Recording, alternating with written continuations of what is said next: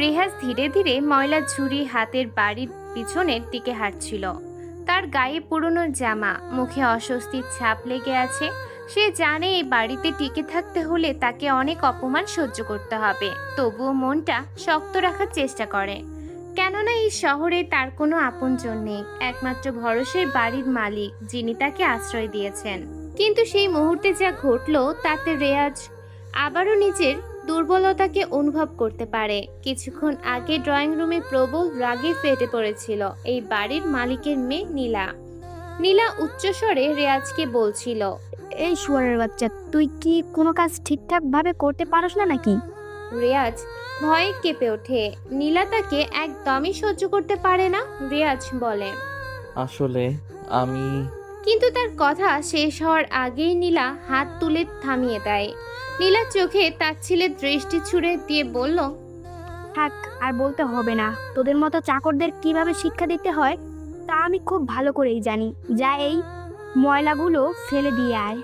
রিয়াজ কিছু বলতে না পেরে শুধু মাথা নিচু করে ময়লা ঝুড়ি হাতে বেরিয়ে যায় সেখান থেকে। তার বুকের ভেতরটা কেমন জানি ভারী হয়ে ওঠে। ছোট থেকে কত অপমান, কত কষ্ট সহ্য করেছে সে, তবুও এমন অপমান সবার সামনে এত সরাসরি মেনে নিতে কষ্ট হচ্ছিল ওর। কিন্তু নীলা এখনো থেমে যায়নি। মেঝেতে বসে থাকা নিজের নষ্ট হয়ে যাওয়া নতুন ড্রেসের দিকে ইঙ্গিত করে সে বিড়বিড় করে বলে উঠল, কোথা থেকে যে বাবা এই রকম ছোট লোকদের ধরে আনে, আমার নতুন ড্রেসটা পুরো নষ্ট করে ফেললো। তার চোখে যেন আগুন জ্বলছে। সে যে বেশ ধনী বাড়ির মেয়ে, সেই অহংকার প্রতিটি কথাই স্পষ্ট বোঝা যায়। এই সময় হঠাৎ করে ঘরে প্রবেশ করলেন বাড়ির কর্তা, অর্থাৎ নীলার বাবা নাফিদ সাহেব।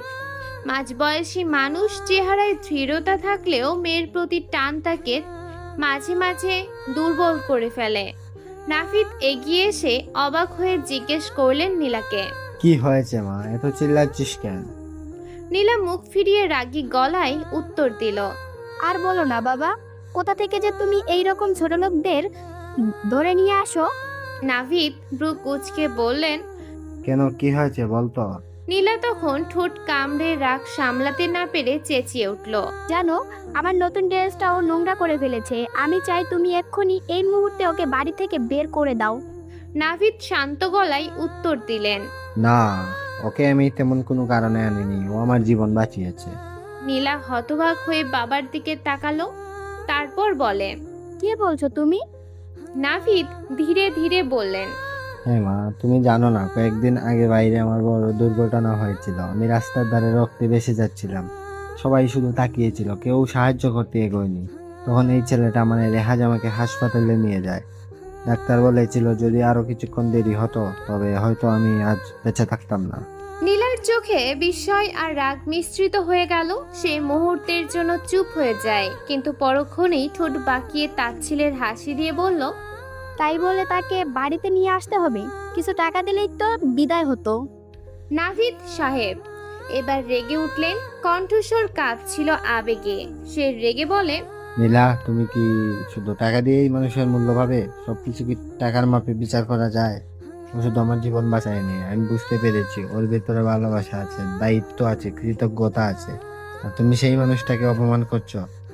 নীলা আর সহ্য করতে পারল না। মুখ গোমরা করে দ্রুত পায়ে হনহন করে সিঁড়ি বেয়ে উপরে উঠে যায়। তার পায়ের শব্দ যেন গোটা বাড়িটাকে কাঁপিয়ে দিতে থাকে। এই সময় রিয়াজ ময়লা ফেলে এসে বারান্দায় দাঁড়িয়ে আছে। সব কথা সে শুনেছে। তার বুক কেঁপে উঠেছে। একদিকে নাফিদ সাহেবের কৃতজ্ঞতা, অন্যদিকে নীলার ঘৃণা। এই দুই বিপরীত আবেগ তাকে এক অদ্ভুত দ্বন্দ্বে ফেলে দিল। তার মনে হচ্ছে এই শহরে সত্যি কি তার কোনো জায়গা আছে আছে নাকি সবার চোখে সে শুধু ছোট লোক। কিন্তু মনে মনে সে নিজেকে শক্ত করে। না, আমি হার মানব না। আমি ছোট লোক নই, সময় একদিন প্রমাণ করবে আমি কে। নাভিদ ধীরে ধীরে তার দিকে এগিয়ে এসে কাঁধে হাত রাখলেন।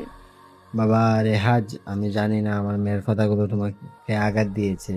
ও ছোট, বুঝে না, তুমি মন খারাপ করো না। রেহাজ মাথা নিচু করে বলল, না আঙ্কেল, আমি কিছু মনে করিনি। আমি জানি আমি কে।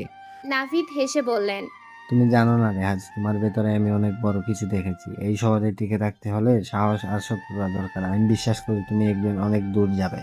রিয়াজের চোখে অশ্রু ভরে উঠল নাভিদের কথাই। মনে হলো যেন এই পৃথিবীতে তার একমাত্র আশ্রয়দাতা মানুষটি তাকে নতুনভাবে বাঁচার শক্তি দিলেন। অন্যদিকে নিজের ঘরে বসে নীলা রাগে অভিমানে কাঁদছে। সে হয়তো মুখে কঠিন কথা বলে চলে এসেছে, কিন্তু ভিতরে ভিতরে বাবার কথাগুলো তার মনকে নাড়িয়ে দিয়েছে। সে ভাবছিল বাবা যদি সত্যিই বলে, তবে ওই ছেলেটা শুধু একটা চাকর নয়। তবুও কেন জানি ওকে আমি সহ্য করতে পারি না। হয়তো তার দারিদ্র্যের জন্য, হয়তো তার চোখের ধীরতার জন্য। কেননা ওই চোখে আমি এমন কিছু দেখি যা আমার পরিচিত কোনো মানুষের চোখে নেই। নীলা তার বাবা নাভিদের কথা শুনে রাগে ফুঁসতে ফুঁসতে হন করে সিঁড়ি বেয়ে নিজের ঘরে চলে আসে। চোখে মুখে অভিমান, সাথে রাগের আগুনও ফুটে ওঠে। আর রেয়াজ দাঁড়িয়ে থাকে বারান্দায়, মাথা নিচু করে। বুকের ভেতর অদ্ভুত কষ্ট জমছে তার। অপমানের বিষ এখনো তার গলায় আটকে আছে। নাভিদ খান যে কিনা সব সময় সবার বিষয় ভাবনাতে থাকে মানুষ, সেও রিয়াজের করা অপমানের বিষয়টা বুঝতে পারে। তিনি ধীরে ধীরে বারান্দায় এসে দাঁড়ালেন, তার চোখে করুণার ছাপ স্পষ্ট। তিনি রিয়াজকে দেখে ডাকলেন, রেহাজ তুমি এখানে এসে বসো। রিয়াজ প্রথমে ইতস্তত করে, এগিয়ে যায়, তারপর বলে, না, সমস্যা নাই আঙ্কেল, আপনি বলেন। নাভিদ খান ঠোঁট বাঁকিয়ে একটু কঠিন গলায় বললেন। বসতে বলছি না তোমাকে, বসো। বাধ্য হয়ে রেহাজ পাশে রাখা কাঠের চেয়ারে বসলো। বুকের ভেতর তার ভয় জমা হচ্ছে, যেন আবার কোনো তিরস্কার আসতে চলেছে। তবে সে কিছু বলে না, চুপচাপ বসে থাকে। এমন সময় নাভিদ খান গভীর নিঃশ্বাস নিয়ে বললেন, বাবা রেহাজ, তুমি নীলার কথায় রাগ করেননি তো? রেয়াজ মুখ নিচু করে শান্ত গলায় বলল, না আঙ্কেল, আমার রাগ করার কিছুই নেই, এটা স্বাভাবিক কিছু। নাভিদ খান কিছুক্ষণ চুপ করে রইলেন, যেন ভেতরে ভিতরে কিছু ভাবছিলেন। তারপর আবার বললেন, আচ্ছা, তোমার ব্যাপারে একটু কিছু জানতে চাই। রেহাজ দ্বিধা ভরা কণ্ঠে উত্তর দিল, বলেন, কোনো সমস্যা নাই। তোমার বাড়ি কোথায় নাম? রিয়াজ একটু চমকে উঠল। হঠাৎ এমন প্রশ্ন, সন্দেহ হলো হয়তো তাকে বিদায় করার পথ খুঁজছেন। তবুও সেই সত্য বলল, জি আঙ্কেল, চাঁদপুর বাড়ি। নাভিদ খান মাথা নেড়ে বললেন, ও তাই নাকি? তোমার বাড়িতে কে কে আছে? রিয়াজের চোখ মুহূর্তে ঝাপসা হয়ে ওঠে। কিছুক্ষণ নীরব থেকে ধীরে ধীরে বলল, আসলে আঙ্কেল, আমার কেউ নেই। এই উত্তর শুনে নাভিদের চোখও গভীর হয়ে উঠল আবেগে। এতিম একটা ছেলে নাভিদ। নাভিদ মন খারাপ করে বলে, ও আসলে এভাবে জানতে চাইনি। রিয়াজ কষ্ট চেপে রাখা হালকা হাসি দিল। তারপর বলে, সমস্যা নাই, আপনি বলেন। নাভিদ খান এবার অন্য টপিকে চলে যায়। তিনি আবার প্রশ্ন করলেন, রেহাজ, তুমি কি পড়াশোনা করো? জি, কোন ক্লাস অবধি পড়েছিলে? উচ্চ মাধ্যমিক পর্যন্ত। নাভিদের চোখ হঠাৎ উজ্জ্বল হয়ে উঠল। সে তাৎক্ষণিক প্রশ্ন করে, কি তুমি উচ্চ মাধ্যমিক পর্যন্ত পড়াশোনা করেছো? জি। মানে পড়াশোনা করার ইচ্ছা এখনো আছে? জি, কিন্তু কোনো কিন্তু না, শোনো, আমি তোমাকে পড়াবো। নাহিদ এতটুকু বলে থামলো, যেন তার জীবনে বাঁচানোর ক্ষণ ঋণ শোধ করার সুযোগ পেলেন একটা।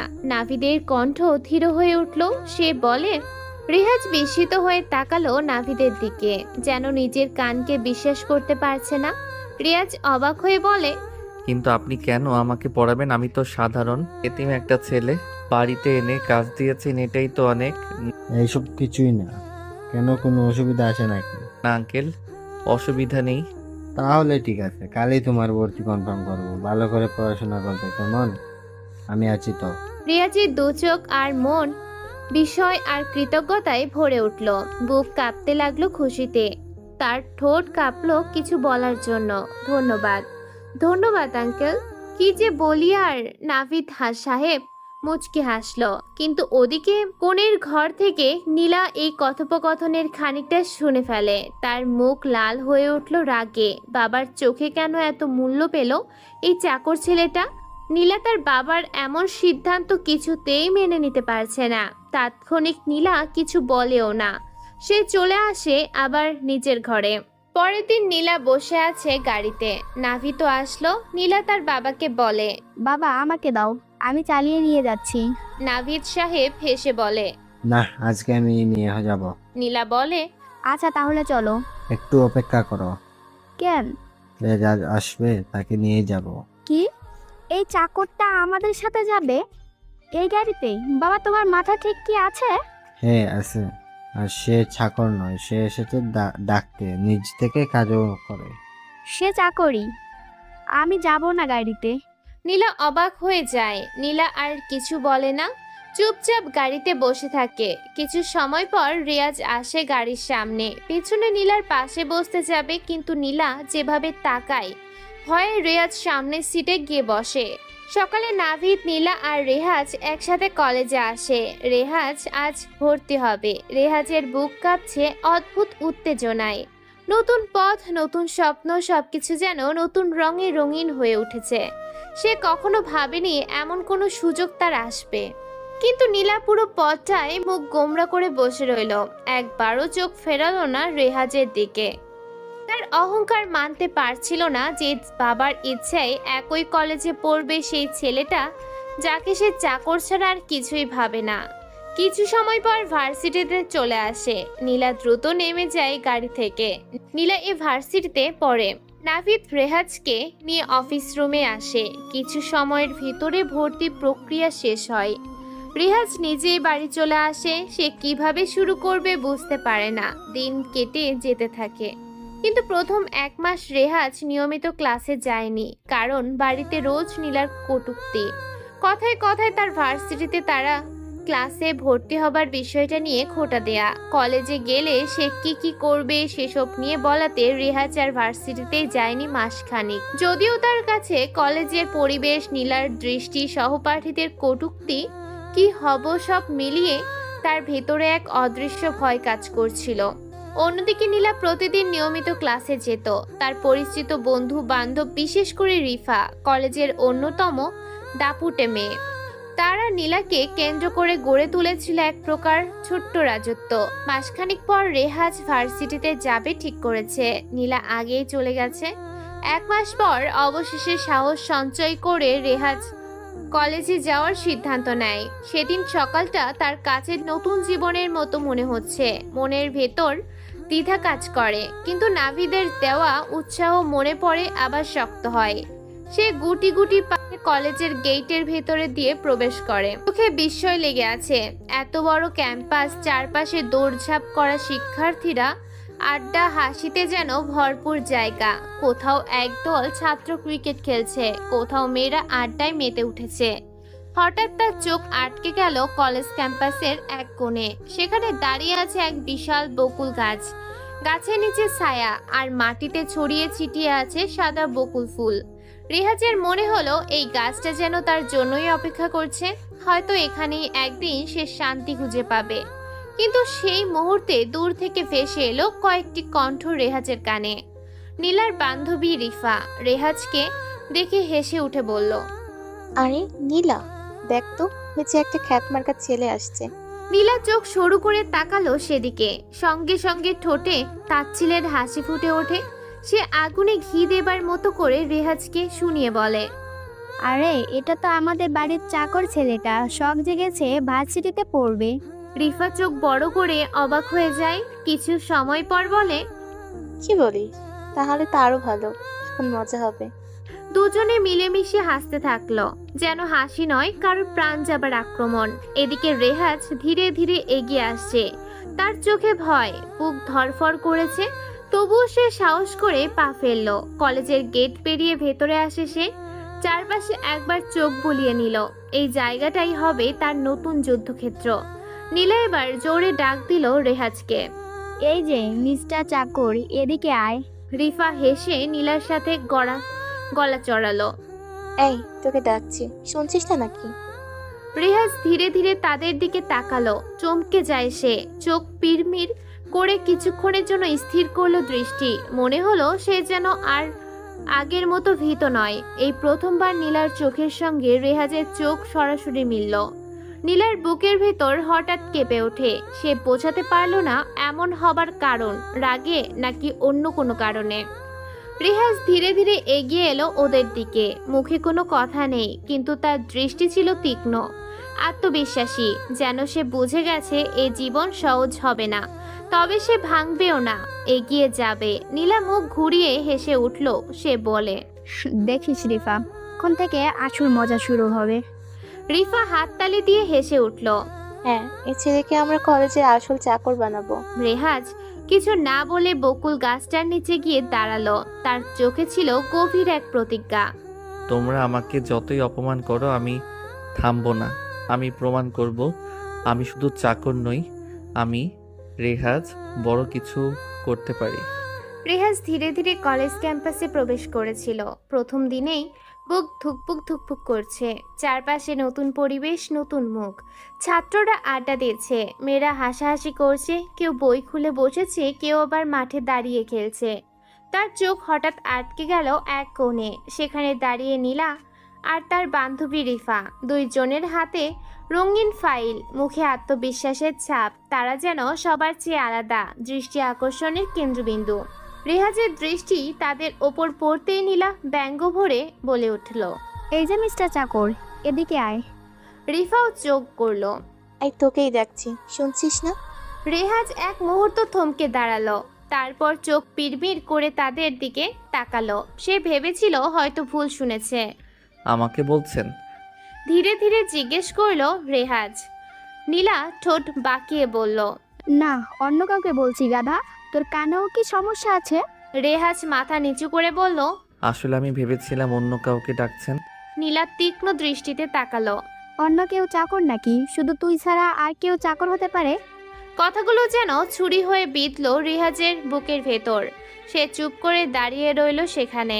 হঠাৎ কোথা থেকে এক লম্বা মোটা গড়নের ছেলে এসে দাঁড়ালো তাদের সামনে। তার নাম রাকিব, কলেজের কুখ্যাত এক দাপুটে ছেলে। হাতে মোবাইল, কানে ইয়ারফোন ঝুলছে। সে হাসতে হাসতে নীলাকে জিজ্ঞেস করলো, কিরে নীলা, এই মুরগিটার মতো দেখতে ছেলেটা আবার কে? নীলা ঠোঁটে তাচ্ছিলের হাসি নিয়ে উত্তর দিল, রে, তোদের বলিনি আমাদের বাসায় নতুন চাকর এসেছে? সেই এই ছেলেটা। রাকিব চোখ কুঁচকে রেহাজের দিকে তাকিয়ে রেহাজকে মাপল, তারপর কড়া গলায় বলল, কিরে তুই কে? এই বাসা থেকে নিজে বের হবি না নাকি আমরা বের করে দেব? রেহাজ ভদ্র গলায় জবাব দিল। নাভিদ আঙ্কেল, যদি বলেন আমি বের হয়ে যাব। রিফা সঙ্গে সঙ্গেই বলল, আরে রাকিব, ও কথায় মানবে না, একটু বুঝিয়ে দে। রাকিবের চোখ চকচক করে উঠল, তারপর বলে, ঠিক আছে। সে ইশারা করতেই কয়েকজন ছেলে এগিয়ে এলো। তাদের নাম শাওন, আরোহী আর তাদের সাথে আরো দুইজন। তারা সবাই মিলে রেহাজকে টেনে নিয়ে গেল কলেজ মাঠের মাঝখানে। রাকিব হুকুম দিল ওদের, ওই শাহন, যা দোকান থেকে এক বোতল ফোড়া মোবিল নিয়ে আয়। শাওন দৌড়ে চলে গেল মোবিল আনতে। রেহাজ বুক কাঁপতে কাঁপতে অনুনয় করে, ভাইয়া দয়া করেন, আমার সঙ্গে এমন করবেন না। রাকিব হেসে উঠল। সে হাসতে হাসতে বলে, এ শুনলি তোরা, চাকরের বাচ্চা দয়া চাইছে, কি করব? দয়া করব নাকি? চারপাশে দাঁড়ানো ছেলেগুলোর হো হো করে হাসতে শুরু করে। কিছুক্ষণ পর শাওন হাতে এক বোতল কালো মোবিল নিয়ে এলো। বোতলের ঢাকনা খুলতেই তীব্র দুর্গন্ধ বের হলো। রেহাজের বুক ধরফর করছে, চোখে পানি চলে এসেছে। এমনটা হবে সে কখনো ভাবেনি। ধর ওকে। রাকিব চিৎকার করে বলল কথাটা। কিছু ছেলে মিলে রেহাজকে শক্ত করে চেপে ধরে। রেহাজ লড়াই করতে চাইলো, কিন্তু সে কিভাবে পারবে? ওরা সংখ্যায় বেশি। রাকিব হাসতে হাসতে মোবিল ঢেলে দিল রেহাজের মাথা থেকে শুরু করে পুরো শরীরে। কালো ঘন তরল রেহাজের জামা কাপড়, মুখ, হাত সব ঢেকে ফেলে। গায়ের চামড়া আরো বেশি কালো রঙে পুড়তে থাকে। চোখ জ্বলতে থাকে রেহাজের। চারপাশে যারা দেখছিল তারা কেউ এগিয়ে এলো না। কেউ বা মোবাইলে ভিডিও করতে থাকে, কেউ বা মজা পেয়ে হেসে উঠছে। মানে রেহাজের করা অপমান সবাই বেশ মনোযোগ আর বিনোদনের সহিত দেখছে। রেহাজ আর সহ্য করতে পারে না। এক দৌড়ে সবার হাত ফসকে কলেজ মাঠে ছড়িয়ে গেট বেরিয়ে চলে আসে। বুকের ভিতর শুধু আগুন জ্বলছিল, আর সেটা অপমানের আগুন। সেদিন আর সে কলেজে ফেরেনি। সারাদিন সে শহরের রাস্তায় ঘুরে বেরিয়েছে। নাক থেকে মোবিলের গন্ধ গেল না, মনে থেকে গেল তীব্র লজ্জা আর অপমান।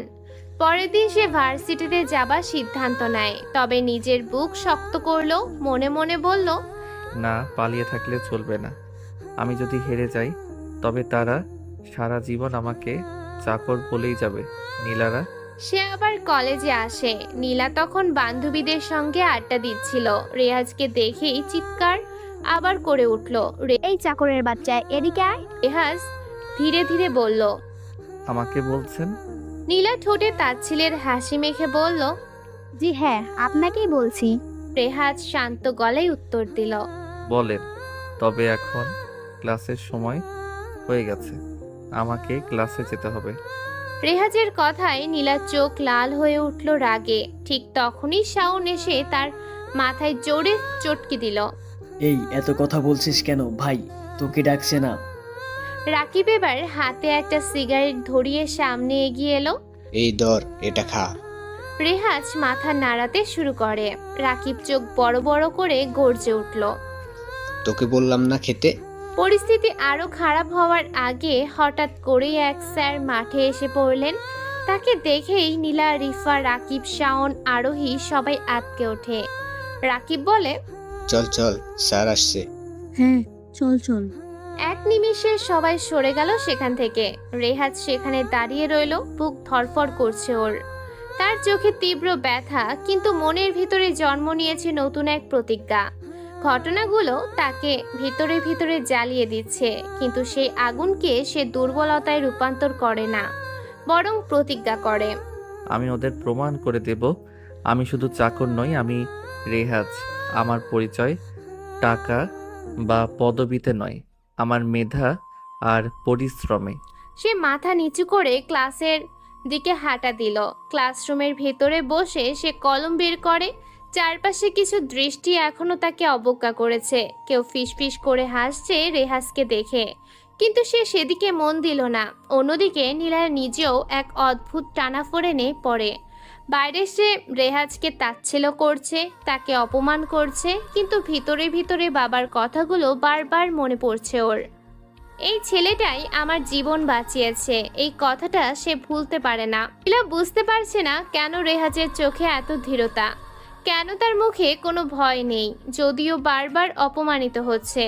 কোথাও গিয়ে যেন একটা হিংসা কাজ করছে। রেহাজ যে এত সাহস দেখাতে পারে তা নীলা কিছুতেই সহ্য করতে পারছে না। সেদিনের ঘটনা ছিল শুরু মাত্র। কলেজের আঙিনায় এক অদৃশ্য লড়াইয়ের সূচনা হলো বলা যায়। একদিকে রেহাজ অপমান সয়ে বাঁচতে অভ্যস্ত, কিন্তু অন্তরে জ্বলছে প্রতিজ্ঞার আগুন। অন্যদিকে নীলা, রিফা, রাকিবরা অহংকারে ভরা, ক্ষমতার জোরে চালিত মানুষ। কিন্তু সময় ধীরে ধীরে বদল আনবে। আজ যে রেহাজ মাঠ থেকে মোবিল মাখা অবস্থায় পালিয়েছে, একদিন সে রেহাজই প্রমাণ করবে তার আসল শক্তি। ক্লাসের শেষে যখন স্যার চলে গেলেন, রেহাজ চুপচাপ ব্যাগ গুছিয়ে নিল।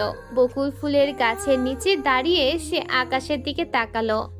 বাতাসে বকুল ফুল উড়ে এসে তার কাঁধে পড়ে। সে মনে মনে বলল, হয়তো এই পৃথিবী আমাকে বারবার অপমান করবে, কিন্তু আমি হার মানব না।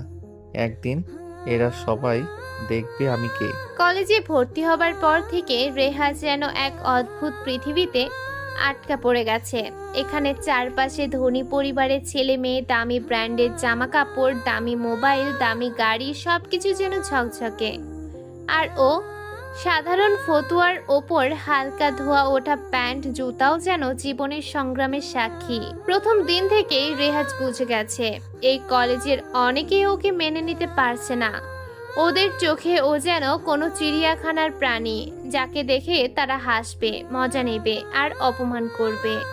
তবুও রেহাজ মাথা নিচু করে নিজের মতো ক্লাসে আসে। শেষ বেঞ্চে গিয়ে বসে, কারোর সাথে বেশি কথা বলে না। পরের দিনও ঠিক এমন করেই রেহাজ ক্লাসে ঢুকে, কিন্তু আজ কিছুটা ভিন্ন কিছু ঘটে। ক্লাসের মাঝে হঠাৎ এক ছেলে এসে রেহান পাশে দাঁড়ালো। ছেলেটার গায়ে ঝকঝকে শার্ট, চোখে দামি চশমা, কিন্তু মুখে এক ধরনের সহজ সরল হাসি। ছেলেটার নাম সাকিব। সে রেহাজকে বলে, হ্যালো, আমি সাকিব। আর তুমি? রেহাজ একটু ইতস্তত করলো। এতদিন কেউ এভাবে পরিচয় দেয়নি, উল্টো সবাই ওকে তাচ্ছিল্য করেছে। তারপরও ভদ্রভাবে উত্তর দিল।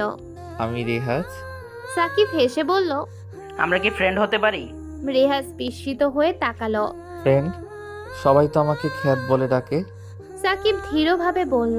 আমি অন্যদের মতো না। আমার কাছে টাকা পয়সা ব্র্যান্ড এসব মুখ্য না। মানুষ কেমন সেটাই আসল। তাছাড়া কথাতেই তো আছে, সবার উপরে মানুষ সত্য।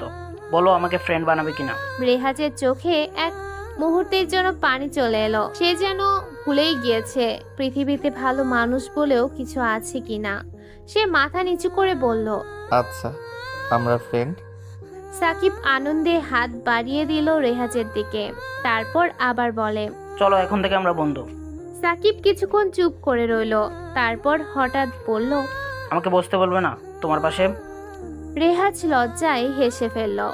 সরি, বসুন। সাকিব আবার দুষ্টু হেসে বলল। একটা শর্ত দিব, মানতে হবে। রেহাজ একটু ভয় পেয়ে গেল। তারপর বলে, কি শর্ত বলেন? আগে বলো, মানবে কিনা? রেহাজ কিছুক্ষণ ভেবে মাথা নাড়ল। কিসের শর্ত দিবে সাকিব? আচ্ছা, বলুন। সাকিব গম্ভীর হয়ে বলল, আমাকে তুই করে বলতে হবে। বন্ধুত্বে আবার আপনি আপনি কেন? এসব ভালো দেখায় না। রেহাজ প্রথমে হতভম্ব হয়ে যায়। আসলেই তো সাকিব ঠিক বলেছে। রেহাজ বলে, কিন্তু তুমি তো বড় লোক, তোমাকে তুই করে বললে যদি সমস্যা হয়? রেহাজের এমন বোকাচন্দ্র মার্কা কথা শুনে সাকিব হেসে বলল। না, আমার কোনো সমস্যা হবে না, তুমি শুধু তুই করে বলবা। রেহাজ মাথা নেড়ে রাজি হলো। এরপর সাকিব রেহাজকে বলল। আরেকটা ব্যাপার, আমার বাকি ফ্রেন্ডদের সাথে পরিচিত হতে হবে। রেহাজ একটু থমকালো। তারপর বলে, আচ্ছা, হব। সাকিব হাত ধরে ওকে নিয়ে গেল সাকিবের বাকি বন্ধুদের কাছে। চলো, ওদের সাথে দেখা করাই। তখন মাঠের একপাশে কয়েকজন বসেছিল। তাদের চোখে মুখে উচ্ছ্বাস, হাসি ঠাট্টা চলছে। কি খবর তোদের? তোদের সাথে পরিচিত করাই, আমার নতুন ফ্রেন্ড রেহাজ। ওরা সবাই একে একে পরিচয় দিল। সাকিব সবাইকেও দেখিয়ে বলে, ও রাতুল, ও রিহান, সাইমা, আর ও হলো উর্মি। রেহাজ ভদ্রভাবে বলল, আমি রেহাজ। কিন্তু রাতুল দুষ্টুমি করে বলল, তবে সবাইকে তুই করে বলতে হবে। সবার মুখে হাসি। রেহাজ একটু ইতস্তত করলেও শেষে মাথা নাড়ল। আচ্ছা, বলবো। এভাবেই নতুন এক অধ্যায় শুরু হলো রেহাজের জীবনে। প্রথমবার ও অনুভব করলো সব মানুষ খারাপ নয়। কেউ কেউ আসলেই বোঝে, আসলেই পাশে দাঁড়ায়। তবে কলেজের এই জীবনটা সহজ ছিল না। অন্যদিকে নীলা, রিফা আর রাকিবের দল এখন ওকে তুচ্ছ তাচ্ছিল্য করে, সুযোগ পেলেই অপমান করে। কিন্তু এবার রেহাজ একা ছিল না। সাকিব আর তার দল রেহাজের পাশে দাঁড়াতে শুরু করে। যদিও বন্ধুদের হাত পেয়ে রেহাজের মন হালকা হচ্ছিল, তবুও তার ভেতরে এক ধরনের দোলাচল চলছে। ও ভাবে, কেন আমি এত অপমানিত হই? কেন আমি নীলা আর তার বন্ধুদের চোখে শুধুই চাকর? আমি কি সত্যি এত ছোট লোক? প্রতিদিন আয়নার সামনে দাঁড়িয়ে নিজের কাপড়ের দিকে তাকাতো, জুতোর দিকে তাকাতো। তারপর মনে মনে বলতো, আমি পড়াশোনা করব, আমি প্রমাণ করব, একদিন আমি ওদের থেকেও বড় হব। একদিন বিরতির সময় রাকিব আবার রেহাজের সামনে এসে দাঁড়ালো। চারপাশে তার দল, মুখে কুটিল হাসি। রাকিব বলে, কিরে চাকর, বড়লোকদের সাথে ফ্রেন্ড হয়ে গেছিস নাকি? রেহাজ ভয় পায়, তবে সে শান্ত গলায় বলল, আমার নিজের ইচ্ছায় বন্ধুত্ব করেছি, এতে তোমার সমস্যা কোথায়?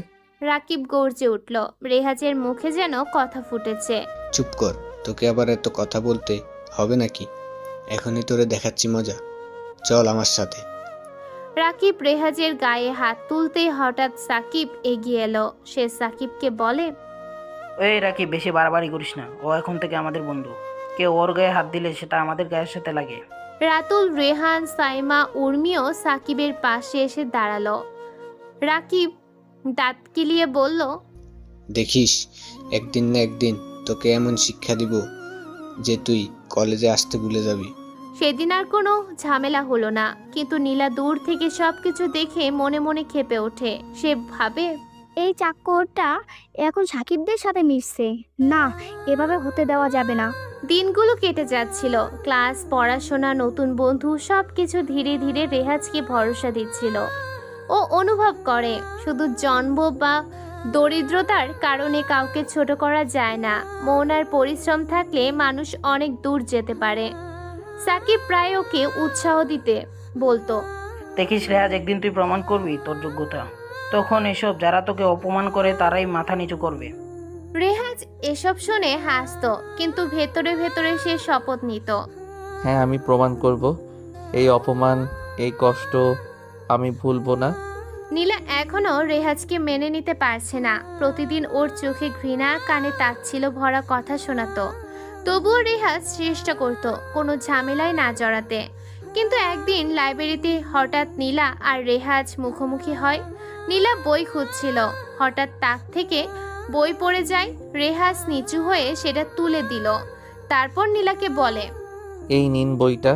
নীলা বইটা হাতে নিয়েও কটমট করে তাকালো রেহাজের দিকে। সে রেগে বলে, তুই আমাকে বই ধরিয়ে দিবি, চাকরের বাচ্চা?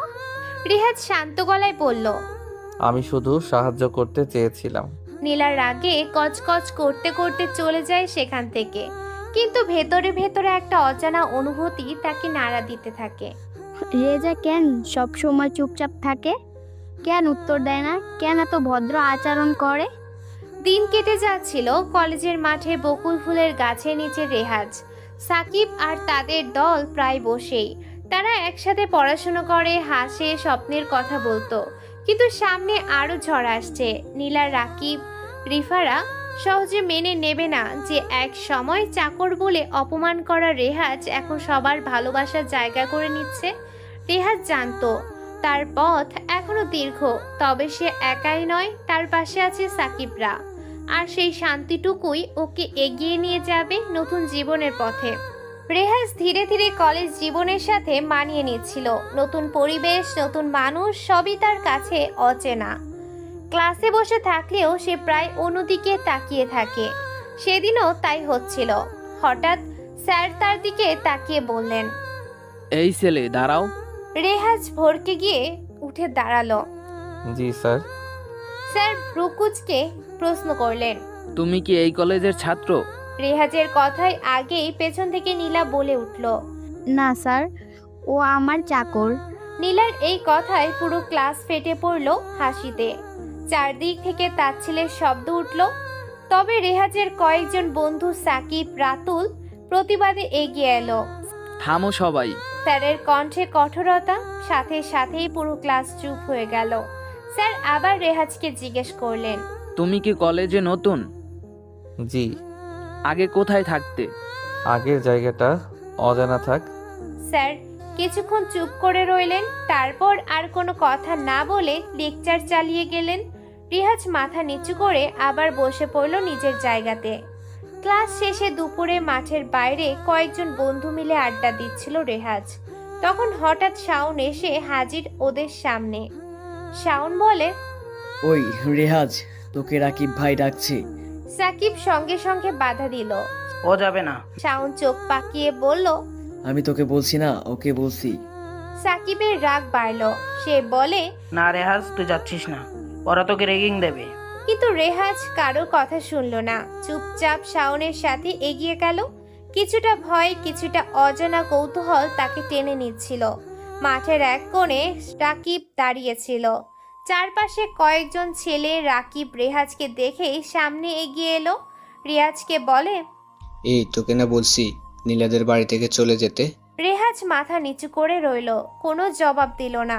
রাকিব হঠাৎ রেহাজের কলার ধরে টেনে বলল, যে সময় গায়ে মায়ের পড়বে তখন ঠিক হয়ে যাবে। কালকের পর থেকে যেন তোকে নীলাদের বাড়ির আর কলেজে না দেখি। এখন যা। রেহাজ কোনো প্রতিবাদ করল না। শান্ত মুখে সেখান থেকে বের হয়ে বাড়ি ফিরে গেল। পরদিন সকালে যখন কলেজের গেটে ঢুকছিল রেহাজ, তখনই দেখতে পেল রাকিব, শাওন আর তাদের আরও কয়েকজন লোক দাঁড়িয়ে আছে। তাদের চোখে বিদেশ স্পষ্ট। রেহাজ ঢুকতেই ওরা তাকে ধরে মাঠের মাঝখানে নিয়ে গেল। হঠাৎ শুরু হলো বেধড়ক মারধর। চারপাশে কলেজের অনেক ছাত্রছাত্রী দাঁড়িয়ে দেখছিল, কিন্তু কেউ এগিয়ে আসছিল না। প্রচণ্ড ব্যথায় রেহাজ মাটিতে লুটিয়ে পড়ল।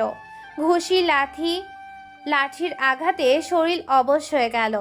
শেষ পর্যন্ত আর সহ্য করতে না পেরে সে অজ্ঞান হয়ে গেল। চোখ খুলতেই রেহাজ দেখতে পেল সে হাসপাতালে শুয়ে আছে। মাথা ভারী লাগছিল, শরীর দুর্বল। পাশে বসে আছে সাকিব, রাতুল, সাইমা, উর্মি আর নাভিদ খান। সবার চোখে দুশ্চিন্তা। রেহাজকে জেগে উঠতে দেখে সবাই একসাথে বলে উঠল, আলহামদুলিল্লাহ, তুই জেগে উঠেছিস। রেহাজ কষ্ট করে উঠে বসতে চাইলে নাভিদ খান হাত দিয়ে ঠেকালেন। আর না, ওটার দরকার নেই, শরীর এখনো দুর্বল। উর্মির চোখে পানি। সে বলে, আমরা যদি সময় মতো না যেতাম তাহলে কি হতো আল্লাহই জানে। সাকিব দীর্ঘশ্বাস ফেলে বলল, তুই টানা 3 ঘন্টা জ্ঞান হারিয়েছিলি, আমাদের কি যে চিন্তাটা হয়েছে বলতো। নাভিদ খান এবার গম্ভীর কণ্ঠে বললেন। রেহাজ, আমাকে বলো তোমার এই অবস্থা কিভাবে হলো? রেহাজ কিছুক্ষণ চুপ করে রইল, তারপর নিচু স্বরে উত্তর দিল, আঙ্কেল, একটা জিপের সাথে ধাক্কা লেগেছিল, তারপর আর কিছু মনে নেই।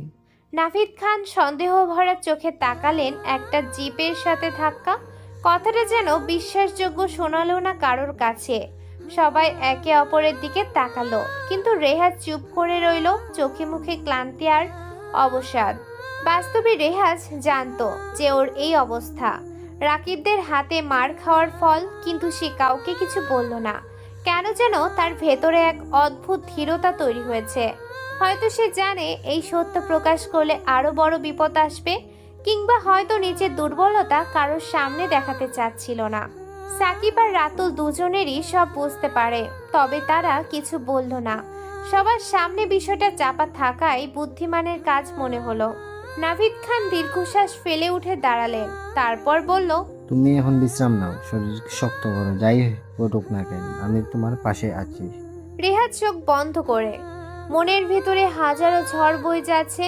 চারপাশে যারা বসে আছে মানে ওর বন্ধুরা, শুভকাঙ্ক্ষীরা, তাদের জন্য এক ধরনের কৃতজ্ঞতা অনুভব করছিল সে। কিন্তু ভিতরে ভিতরে সে জানে রাকিবদের সাথে লড়াই এখনো শেষ হয়নি। রেহাজের হাতে ছিল ভাঙাচোরা মোবাইল, সেই ফোন যার প্রতিটি বাটন জুড়ে তার জীবনের কষ্টের মতো দাগ পড়ে আছে। হাসপাতালের একটা বেডে সে শুয়ে আছে। সে ফোন থেকে নম্বর বেছে ডায়াল করলো। সাকিবেরা চলে গেছে অনেক আগে, নাম্বারটি মৌ নামে সেভ করা। মৌকে সে আসতে বলে তার ঠিকানায়। বেশ কিছু সময় পর মৌ আসে হাসপাতালে। রেহাজকে এমন অবস্থা দেখে বলে, তোর এই অবস্থা কে করেছে? কেউ না। বল আমাকে। পরে বলবো, কাউকে জানাস না এখন। আচ্ছা বল। একটা কাজ করে দিবি? হ্যাঁ বল। কথাটা ছোট হলেও মধ্যে এক অদৃশ্য তাগিদ কাজ করছিল। কিছুক্ষণ পরে মৌ এসে পৌঁছালো। মোর চোখে একটা চেনা করুণতা ছিল। সে জানতো রেহাজকে, জানতো তার অতীতের ছায়া কেমন ঘন। তোকে নীলার বিষয়ে কিছু বলি, তুই ওর সামনে শুধু আমার কাছের বন্ধু হবার অভিনয় করবি। রেহাজ তখন মৌকে নীলার পুরো ব্যাপারটা খুলে বলে, জানাই কিভাবে সে নীলার প্রতি এক সময় দুর্বল ছিল, কিন্তু নীলা, রাকিব আর ওর বন্ধুরা মিলে তাকে শুধু ঠকিয়েছে না, অপমানও করেছে। এখন সে বদলাতে চায়, আর এই বদলের অংশ হিসেবে সে চায় মৌ যেন শুধু বন্ধু সেজে নীলার সামনে থাকে। এই শর্তে মৌ রাজি হয়। দিন কয়েক কেটে যায়। রেহাজ এখনো একটু সুস্থ। একদিন সে ভার্সিটিতে আসে, সঙ্গে মৌ ছিল। গেটের পাশে রাকিব আর ওর দল দাঁড়িয়ে আছে। রেহাজ ভার্সিটিতে এসে ক্লাসের দিকে যায়, আর বারান্দায় দাঁড়িয়ে বাইরে তাকিয়ে দেখে এক অদ্ভুত দৃশ্য।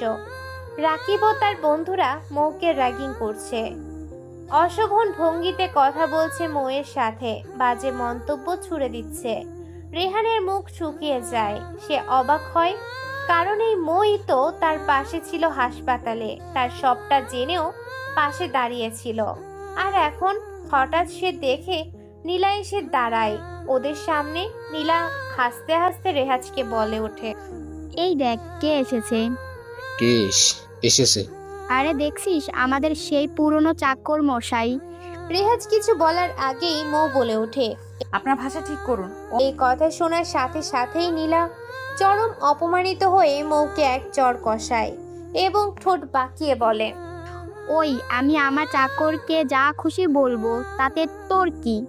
হঠাৎ চুপ থাকা মৌ এবার সামনে এসে দাঁড়ায়, গলার স্বরে একটু ভয় ছিল না। সে বলে, আমার হবু বর, ওকে কিছু বলা মানে আমাকে বলা। এই কথা শোনার পর মুহূর্তেই রাকিব চরম রাগে মৌকে একটা থাপ্পড় মারে। মৌয়ের ঠোঁট ফেটে রক্ত বের হয়। এই দৃশ্য দেখে রেহাজ আর নিজেকে ধরে রাখতে পারে না। সে ছুটে গিয়ে রাকিবের বুক বরাবর এমন এক লাথি মারে যাতে রাকিব কয়েক হাত দূরে গিয়ে পড়ে যায়। পুরো কলেজ থমকে যায় সে সময়, যে রেহাজকে সবাই অবহেলা করে। সেই ছেলেটা কি না রাকিবের গায়ে হাত তুলেছে। রাকিব ব্যথায় ছটফট করতে থাকে। ওর বন্ধুরা এসে রেহাজকে মারতে যাবে। রেহাজ একে একে সবাইকে ঠান্ডা করে দেয়। তার চোখে যেন আগুন। এরপর সে এগিয়ে যায় রাকিবের দিকে। রাকিবকে বলল, আমি চেয়েছিলাম ভালো মানুষ হতে, সব ভুলে শান্তিতে থাকতে চেয়েছিলাম, কিন্তু তোরা আমাকে ভালো হতে দিলি না। আমাকে হয়তো জানিস না, এতদিন ইচ্ছে করেই চুপ ছিলাম। এরপর সে নীলার দিকে তাকিয়ে বলে, আমি চাইলে তোকে এখনই মারতে পারতাম, কিন্তু আমি মেয়েদের মারি না। তবে আমার অনেক রকম রূপ আছে, আজ একটা দেখলি। সবাই তখন থ হয়ে যায়। পুরো কলেজ চুপচাপ দাঁড়িয়ে, কেউ সাহস করে কিছু বলছে না। নীলা হতভম্ব হয়ে শুধু তাকিয়ে থাকে।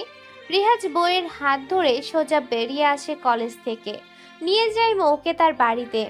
বাড়িতে এসে রেহাজ চুপচাপ বসে। তখন রেহাজ হঠাৎ বলে ওঠে, ওই তুই কি বললি? কই, কখন? কলেজের সবার সামনে আমি তোর কি হই? রেহাব একটু চুপ করে থাকে, তারপর বলে, রাগে বলেছিস তাই না? কেন, যা বলেছি তা কি মিথ্যা? এবার সত্যি ঘাবড়ে যায় রেহাজ। কি বলবে সে বুঝতে পারে না। মৌ বলে, কিছু না। এটা বলে মৌ রুমে চলে যায়। রেহাজ তখন চুপ করে বসে থাকে। তার চোখে যেন এক নতুন জীবনের ছায়া। অনেক কিছু হারিয়েছে সে, কিন্তু মৌকে পেয়েছে। যে মানুষটা তার সবচেয়ে খারাপ সময়ে পাশে দাঁড়িয়েছে, তার জন্য লড়েছে। কিন্তু রেহাজ জানে প্রতিশোধ নয়, পরিবর্তনই সবচেয়ে বড় উত্তর। আর মৌ ছিল সেই পরিবর্তনের প্রথম সাক্ষী। জীবন সবসময় নিখুঁত হয় না, কিন্তু মানুষ আসে শিখিয়ে দিতে। আবার কিছু মানুষ থেকে যায় পাশে নীরবে শক্তি হয়ে। রেহাজের জীবনে মৌ ছিল সেই নীরব শক্তি, যে শুধু পাশে থেকেই প্রমাণ করেছে ভালোবাসার চিৎকারে নয়, সময় মতো পাশে দাঁড়ানোর মধ্যেই সত্য। পরদিন সকালে রেহাজ কলেজে আসে। আগের দিনের ঘটনার পর রেহাজের মনে ছিল একটু শঙ্কা, একটু উত্তেজনা। কিন্তু গেটের সামনে আজ কোনো অচেনা মুখ ছিল না, না ছিল রাকিবের কোনো সাঙ্গপাঙ্গ। কলেজের পরিবেশ যেন হঠাৎ করেই শান্ত হয়ে গেছে। রেহাজ গিয়ে বসলো তার বন্ধু সাকিব, রাতুল, উর্মি ও সাইমার পাশে। মুখে হাসি নিয়ে রেহাজকে বলল, কালকে তুই যেভাবে রাকিব আর শাওনকে মাইর দিছিস, কসম আমার তো আজকেও ভয় করছে। রাকিবের বাবাকে তো তুই জানিস না, অনেক বড় নেতা, তোরে ছাড়বে না ভাই। রেহাজ হালকা হেসে বলল, মানে? আরে ভয় পাবি না, আমি আছি না, কিছু হবে না। তাদের কথা শুনে রেহাজ কিছু বলল না। সে জানে কি হতে যাচ্ছে, কিন্তু ভয় তাকে কখনো দমন করতে পারেনি। হঠাৎ কলেজের বাইরে কয়েকটা পুলিশের জিপ এসে দাঁড়ায়। জিপ থেকে নামেন একজন প্রভাবশালী মানুষ। হাবভাবেই বোঝা যাচ্ছিল উনি সাধারণ কেউ নন। সঙ্গে রাকিব আর কয়েকজন পুলিশ অফিসারও ছিল। সোজা চলে আসে তাদের ক্লাসে। সবাই থম মেরে যায়। লোকটা গর্জে ওঠে, কার এত বড় সাহস আমার ছেলেকে মারার? রাকিব রেহাজের দিকে তাকিয়ে সাথে সাথে বলে উঠল, বাবা, ওই শালা রেহাজ আমাকে মেরেছে। লোকটা অর্থাৎ রাকিবের বাবা রেহাজের দিকে আঙ্গুল তুলে চিৎকার করে বলে, তোর এত সাহস? তুই আমার ছেলের গায়ে হাত তুলেছিস, আজ তোকে এমন শিক্ষা দেবো যা সারা জীবন মনে রাখবি। নীলা পেছন থেকে মুচকি হেসে বলে উঠল, অফিসার, ওকে এমন শিক্ষা দেন যে জীবনে কিছু করতে না পারে। পুলিশ অফিসার মাথা নেড়ে সম্মতি জানায়। আপনার চিন্তা নেই ম্যাডাম। রেহাজ তখন হঠাৎ বলে ওঠে, স্যার আপনি ভুল করছেন। তুই কি বললি? এখন তোকে থানায় নিয়ে যাব। কথাটা বলে অফিসার হুকুম দেয়, হাবিলদার ওকে অ্যারেস্ট করো। রেহাজকে হাত কড়া পরিয়ে মাঠের মধ্য দিয়ে নিয়ে যেতে থাকে। চারপাশে ছাত্র ছাত্রীদের গুঞ্জন। কেউ কিচ্ছু বোঝে না, সবাই হতভম্ব। মৌ ছুটে আসে, রেহাজের হাত ধরে কান্না শুরু করে। অফিসার, আপনারা ভুল করছেন, ওর কোনো অপরাধ নেই। তুই শেখাবে আমাকে গাড়িতে তো লোকে। চিৎকার করে অফিসার। রেহাজকে থানায় নিয়ে যাওয়া হয়। সেখানে তাকে কয়েকবার মারধর করা হয়। থাপ্পড় ঘুষি পুলিশরা নিজেদের ক্ষমতা দেখাতে থাকে, অথচ রেহাত ছিল চুপচাপ। কোনো প্রতিশোধ নেই, কোনো অভিযোগ নেই। ঠিক তখনই থানার বাইরে গাড়ির শব্দে পুরো এলাকা কেঁপে ওঠে। ভেতর থেকে বেরিয়ে আসে অফিসার। দেখেন একে একে 3টি বিলাসবহুল গাড়ি থামে থানার গেটের সামনে। গাড়ি থেকে নামে 3জন ভয়ঙ্কর ব্যক্তিত্বের অধিকারী পুরুষ, সাব্বির, মিরাজ আর মানিক। দেশের অপরাধ জগতের 3টি সবচেয়ে বড় নাম। তাদের পেছনে দাঁড়িয়ে আর কতগুলো লোক, সবাই মাফিয়া কিং এর লোক। পুলিশ অফিসার এগিয়ে যায় মানিকের দিকে। আসসালামু আলাইকুম স্যার, আপনি এত কষ্ট করে এলেন কেন? বললেই তো চলে আসতাম। মানিক কোনো উত্তর না দিয়ে চেহারার কঠোরতা নিয়ে বলে, রাজা যখন জেলে তখন প্রজারা কি ঘরে বসে থাকবে? স্যার ঠিক বুঝতে পারছি না। এই বলে শেষ হতেই মানিক এক ঝটকায় অফিসারকে চড় মারে। একটু আগে যাকে আটক করে এনেছিস জানিস কে উনি? না স্যার। অফিসার থতমত খেয়ে জবাব দেয়। রেহাজ হাসে। মানিক বলে, উনি হচ্ছে পুরো মাফিয়া জগতের রাজা, কিং অফ মাফিয়া প্রিন্স। তোরা তাকে থানায় এনেছিস, মেরেছিস। অফিসারের মুখ গিয়ে যায়, সে কথা হারিয়ে ফেলে। হাঁটু গেড়ে বসে পড়ে রেহাজের সামনে। স্যার আমাকে মাফ করে দেন, আমি চিনতে পারিনি, ক্ষমা করে দিন স্যার। রেহাজ উঠে দাঁড়িয়ে এগিয়ে আসে। চোখে ছিল আগুন, মুখে এক শান্ত হাসি। তুই ভাবছিলি আমি সাধারণ কেউ? আমার ইতিহাস না জেনে আজকের কাজের বিচার করছিস? অফিসার কাঁপতে কাঁপতে বলল। স্যার প্লিজ, আমি ভুল করেছি।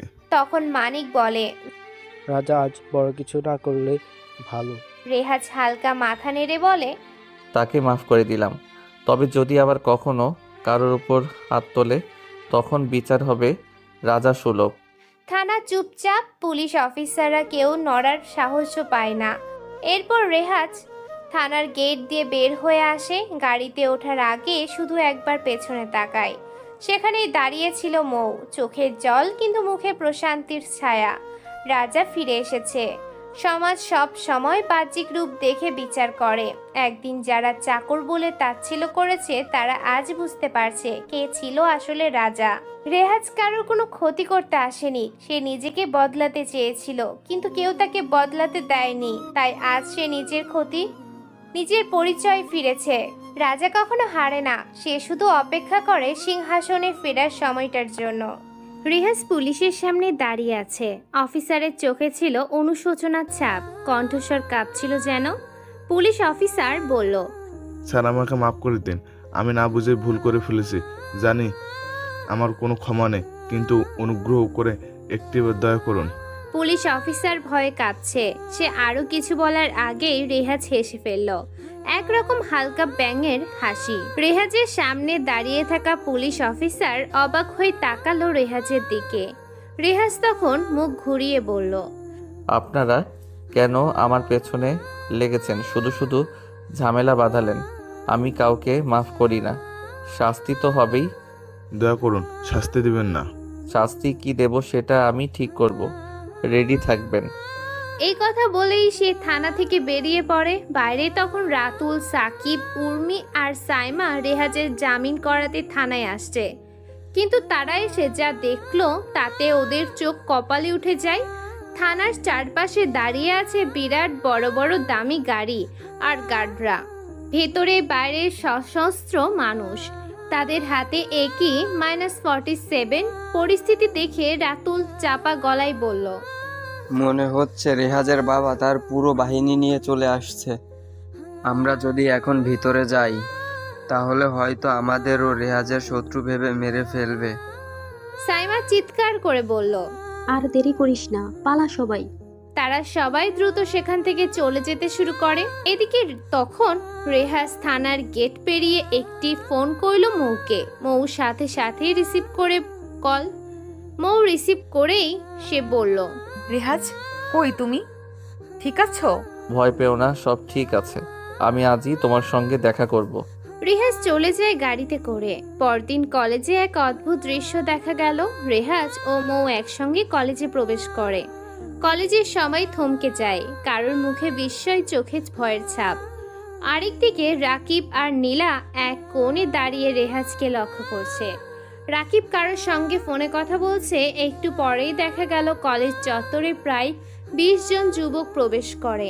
সবাই রেহাজকে ঘিরে দাঁড়ায়। রাকিব সামনে এসে বলল, তুই কি ভেবেছিস আমাকে মারবি আর পার পেয়ে যাবি? আজ তোকে শেষ করে ফেলবো। থানা থেকে ছাড়া পেয়ে ভুল করেছিস। রেহাজ চুপ করে হাসতে লাগলো। সে কোনো কথা বলল না। রাকিব আবার গর্জে উঠল, হাসছিস কেন? একটু পরে তোর মৃত্যু হবে, তখন বুঝবি হাসার মজা।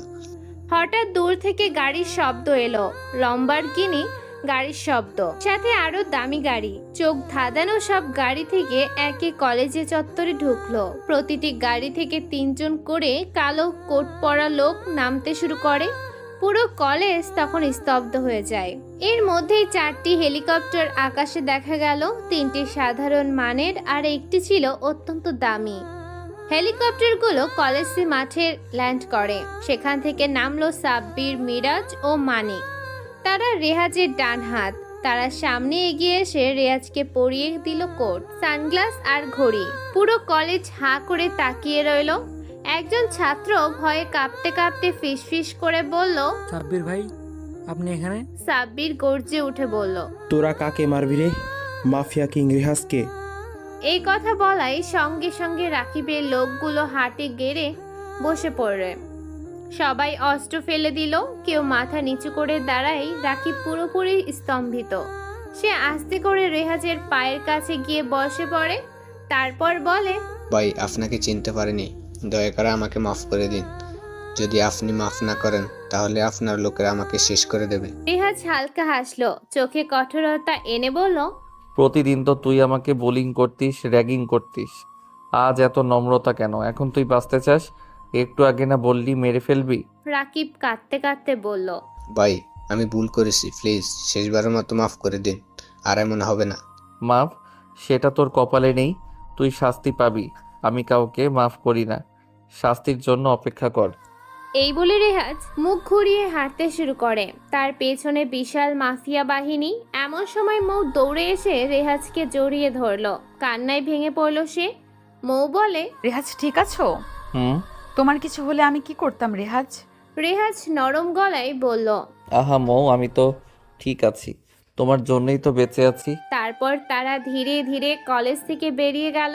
কেউ আর কিছু বলার সাহস পেল না। সবাই বুঝে গেল রেহাজ আর আগের রেহাজ নেই। সে এখন মাফিয়া কিং রেহাজ। 2 দিন কেটে যায়। ভার্সিটিতে এসেছে রেহাজ। কলেজ ক্যাম্পাস তখন উত্তাল। 2 পক্ষের মধ্যে ডাঙা লেগে গেছে। রেহাজের লোকদের রাকিবের লোকেরা চড়াও হয়েছে। রেহাজ দ্রুত পরিস্থিতি বুঝে সরাসরি রাকিবের দিকে এগিয়ে গেল। কি দরকার ছিল আমার পেছনে লাগার? ঠান্ডা কণ্ঠে বলে। রেহাজ রাকিবের পায়ে একটি গুলি চালালো। রাকিবের আর্তচিৎকারে পুরো কলেজ কেঁপে ওঠে। এই দৃশ্য দেখে মৌ ভয়ে জ্ঞান হারিয়ে ফেলে। রেহাজ নিজে মৌকে হাসপাতালে পাঠিয়ে দেয়। তার এমন রুদ্ররূপ দেখে কলেজের অন্য ছেলে মেয়ে মানে সাকিব, রাতুল, উর্মি ও সাইমা ভয়ে একদম থমকে যায়। রেহাজ তাদের দিকে এগিয়ে গিয়ে প্রশ্ন করলো, কিরে, তোরা এমন ভাবে তাকাচ্ছিস কেন? সাকিব তাড়াতাড়ি বলল, ভাই আমাদের মাফ করে দেন, আমরা কিছু করিনি। রেহাজ একটু রুক্ষ কণ্ঠেই বলল, তোদের কি হয়েছে? আমারে দেখে এত ভয় পাইছিস কেন? আপনার মতো জনকে আমরা তুই করে বলতে পারবো না। তোরা আমার বন্ধু, তুই বললে সমস্যা নাই, ভয় পাস না। তুই আমাদের কাছে তোর আসল পরিচয় লুকিয়েছিলি কেন? আগে বললে কি হতো? রেহাজ কিছুক্ষণ চুপ থেকে উত্তর দিল, কারণ আমি জানতাম তোরা যদি আগে থেকে সব জানতি তাহলে হয়তো আমাকে বন্ধু বানাতি না। এই সময় নীলা ভয়ে বাড়ি ফিরে যায়। তার মাথায় একটাই প্রশ্ন ঘুরপাক খায়, যাকে সে এতদিন অপছন্দ করত সে একজন মাফিয়া হলেও তার কোনো ক্ষতি করলো না। অন্যদিকে রাকিবের বাবা ছুটে আসেন হাসপাতালে। দেখেন রাকিব আইসিইউতে ভর্তি। সাকিব রেহাজকে প্রশ্ন করে, আচ্ছা রেহাজ, তুই এই এলাকায় কেন এসেছিস? রেহাজ এক কথায় উত্তর দেয়, একটা কাজে। কি কাজ আমরা জানতে পারি? না। তুই কি আমাদের বন্ধু ভাবস? ভাবি। তাহলে বল। রেহাজ একটু চিন্তিত মুখ করে বলল, শুনলে হয়তো তোরা নিজেকে সামলাতে পারবি না। তাও বল। রেহাজ একটু চুপ করে দাঁড়ালো। তারপর ধীরে ধীরে সবকিছু বলতে শুরু করে। আসলে ছোটবেলা থেকেই রেহাজ ছিল একজন মেধাবী সাধারণ ছেলে। তার বাবা ছিলেন একজন সরকারি কর্মচারী। তিনি সৎ, আদর্শবান, বহু পুরস্কারে ভূষিত ছিলেন। মা ছিলেন স্কুল শিক্ষিকা। ছোট বোন দিঘি ছিল তার চোখের মণি। তাদের পরিবার ছিল সুখে ভরা, নিখুঁত এক সংসার। একদিন স্কুল থেকে দেরিতে বাড়ি ফিরে এসে রেহাজের জীবনের গল্প এক মুহূর্তে বদলে যায়। বাড়িতে ঢুকেই সে দেখতে পেল সব রুম তছনছ করা, সব কিছু ছড়িয়ে ছিটিয়ে আছে। ভয়ে ভয়ে সে মাকে ডাকতে থাকে, কোনো উত্তর নেই। রান্নাঘরে গিয়ে দেখে তার মা গলা কাটা অবস্থায় পড়ে আছেন। ছাদে ওর বাবার লাশ, আর আলমারির ভিতরে তার বোনের লাশ ছিল। মাকে বুকে জড়িয়ে ধরে কান্নায় ভেঙে পড়ে রেহাজ। সেই মুহূর্তে ওর মা ফিসফিস করে বলে উঠলেন, বাবা রেহাজ, পালা, ওরা তোদের কাউকে বাঁচতে দিবে না। পালা বাবা, আর ফিরবি না। নিজেকে বাঁচা। তোর বোন কোথায় দেখে রাখিস। এখনই যা এখান থেকে। এরপরই রেহাজের মা চিরদিনের মতো চোখ বন্ধ করে ফেলেন। কিছু সময় পর পুলিশ আসে, তদন্ত হয়, কিন্তু প্রকৃত খুনিদের খোঁজ মেলে না। কে বা কারা করেছিল কেউ জানে না। এরপর রেহাজ খুঁজে পায় বাবার একটি গোপন ডায়েরি। সেখানে লেখা ছিল তার বাবা একটি দুর্নীতিবাজ চক্রের বিরুদ্ধে কাজ করেছিলেন। সেই চক্রটি ছিল দেশের এক প্রভাবশালী অপরাধী সংগঠন। ওর বাবার সততা তাদের জন্য হুমকি হয়ে উঠেছিল, তাই তারা পুরো পরিবারকে মুছে ফেলতে চেয়েছিল। কিন্তু রেহাজ সেই রাতে বেঁচে যায়। শুরু হয় প্রতিশোধের যাত্রা। রেহাজ নিজের নাম পরিচয় গোপন রেখে আত্মগোপনে চলে যায়। বছরের পর বছর কঠোর ট্রেনিং নেয়, শক্তিশালী হয়ে ওঠে। তার একমাত্র উদ্দেশ্য পরিবারের খুনিদের খুঁজে বের করা এবং তাদের ধ্বংস করা। ধীরে ধীরে সে অপরাধ জগতের এক ভয়ঙ্কর নাম হয়ে ওঠে রেহাজের। কিন্তু ভেতরে সে ঠিক আগে সে রেহাজে ছিল, যার হৃদয়ে মা, বাবা আর ছোট বোন দিঘির ভালোবাসা গেঁথেছিল। রেহাজ সবকিছু ওর বন্ধুদের বলল। সব কথা শুনে সাকিব, রাতুল, উর্মি ও সাইমা স্তব্ধ হয়ে যায়। তারা কোনো কথা বলতে পারে না। রেহাজ তাদের দিকে তাকিয়ে বলল, আমি কাউকে কষ্ট দিতে চাই না, কিন্তু কেউ আমার আপনজনের ক্ষতি করলে আমি থামি না, সবাইকে মেরে ফেলি। রাকিব তখনও হাসপাতালে। নীলা বুঝতে পারে যাকে সে এত ভুল বুঝেছে তার হৃদয়ে আছে এক গভীর দুঃখের পাহাড়। এদিকে রেহাজ নিজের লোকজনদের ডেকে বলল, এখন থেকে এই কলেজে আর কোনো সহিংসতা হবে না। এখানে শুধু পড়াশোনা হবে। আর কেউ অন্যায় করলে আমি আগে নিজে তার বিচার করব, সবাইকে জানিয়ে দাও। ওর বন্ধুরা বিস্ময়ের চোখে রেহাজকে দেখে সে যে শুধু একজন মাফিয়া নয়, সে একজন যোদ্ধা, একজন ভাই, একজন বন্ধু, একজন মানুষ। কয়েকদিন পর শরীরের ভেতর এক ধরনের অদ্ভুত অনুভূতি হচ্ছিল রেহাজের, যেন কোনো অদৃশ্য ইমোশনাল ফিল ধীরে ধীরে তার শিরায় শিরায় জড়িয়ে পড়ছে। ও রেহাজের দিকে তাকিয়েছিল গভীর চোখে। কিছুক্ষণ পর হঠাৎ করেই মৌ রেহাজকে জড়িয়ে ধরল। এই মুহূর্তটুকু যেন সময়কে থামিয়ে দিল। কয়েক মিনিট পর মৌ নিজেই আলতো করে ছেড়ে দিল রেহাজকে।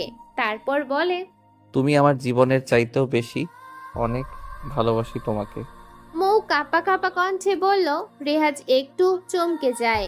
মোর চোখে জল, কিন্তু তাতেও ভালোবাসার দীপ্তি ফুটে উঠেছিল। রেহাজ বলে, যদি কোনোদিন আমি হারিয়ে যাই? মৌ থামিয়ে বলল, এসব বলবা না তো, আমিও মরে যাব। তুমি ছাড়া আমি এক মুহূর্ত থাকতে পারবো না।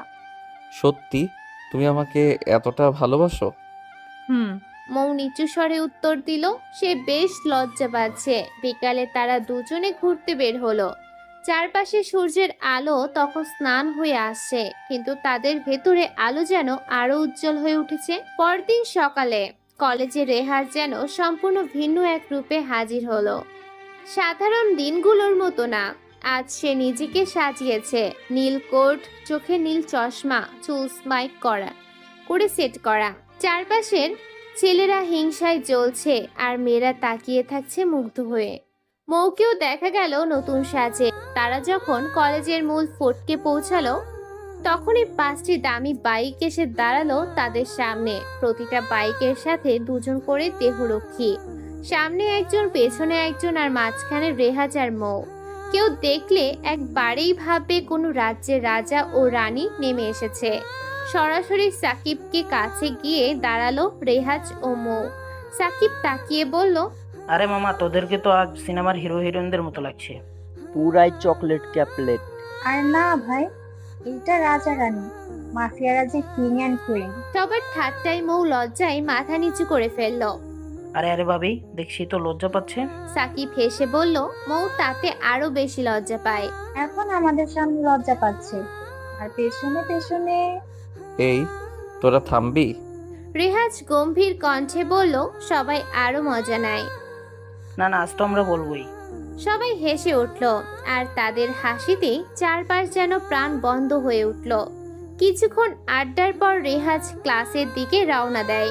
রেহাজ ক্লাসে ঢুকতেই সবার মুখ ফ্যাকাশে হয়ে গেছে, যেন তার উপস্থিতি এক প্রকার চাপ তৈরি করলো। তার বন্ধুদের মধ্যে হাসির রোল পড়ে গেল। একটু পর নীলার বান্ধবীরা এসে তার সামনে দাঁড়ালো।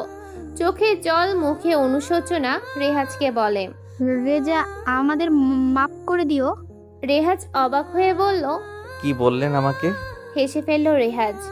আমরা নীলার সাথে মিলে ভুল করেছিলাম, সত্যিই বুঝতে পারিনি কি করেছি, আমাদের মাফ করে দাও। কাঁদতে কাঁদতে বলল ওরা। রেহাজ কিছু বলার আগেই সাকিব বলল, রেহাজ, ওদের মাফ করে দে। রেহাজ একটু থেমে বলল, তোরাও বলছিস? কেউ যদি তার ভুল বুঝতে পারে তাহলে তাকে মাফ করে দেওয়া উচিত। তখন মৌ বলল, রেহাজ, তুমি ওদের মাফ করে দাও না। রেহাজ কিছুক্ষণ চুপ করে থাকলো, তারপর একটু হেসে বলল, আচ্ছা, আমি সবাইকে মাফ করে দিলাম, এখন যাও। ওরা সবাই কেঁদে ফেললো। মনে হলো এক বোঝা নামলো ওদের কাঁধ থেকে। এর পরের দিনগুলোতে রেহাজ ও মৌ যেন নতুন এক সম্পর্কের গল্প লিখছিল। তাদের বন্ধনের মাঝে কোনো অহংকার ছিল না, ছিল না কোনো মিথ্যা বাহানা। মৌ দিন দিন আরো গভীরভাবে বুঝতে পারছিল রেহাজকে, আর রেহাজও ধীরে ধীরে নিজেকে গড়ে তুলেছিল একজন দায়িত্ববান মানুষ হিসেবে। একদিন বিকেলে কলেজের পেছনের মাঠে তারা দুজন বসেছিল।